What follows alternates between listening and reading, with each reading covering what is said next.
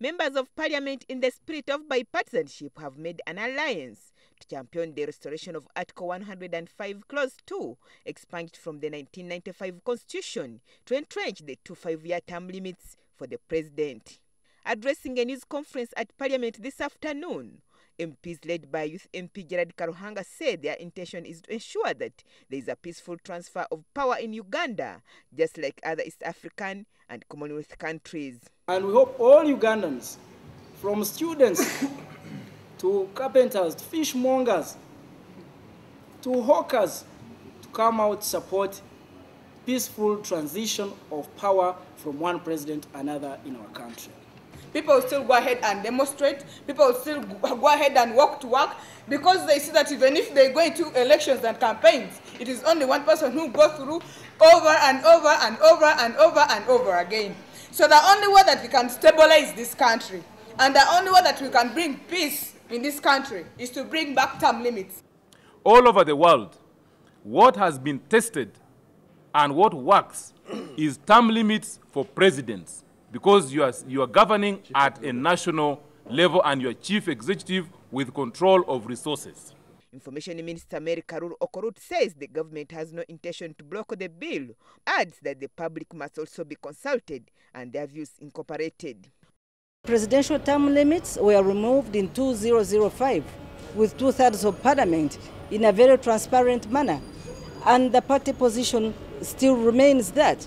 However, as I've said, if the bill comes up on the floor of Parliament, the party will have taken a position, members of Parliament will consult their constituencies, and we shall debate it.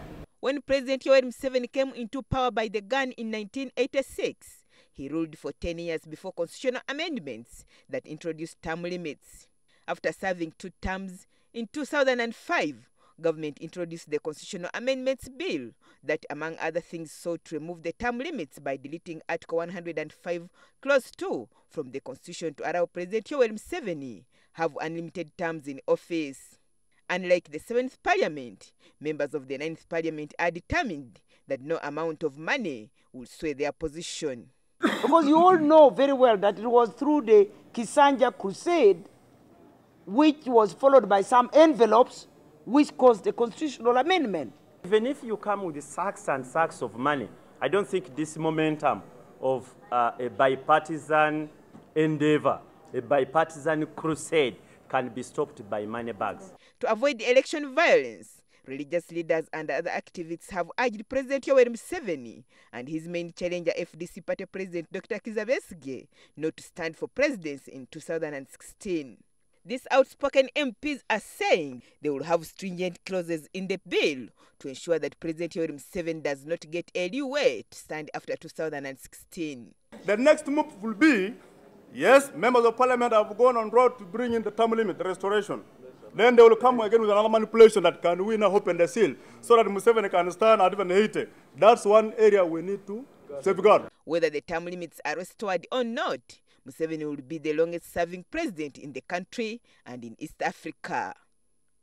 Agnes Nandutu, NTV, Parliament.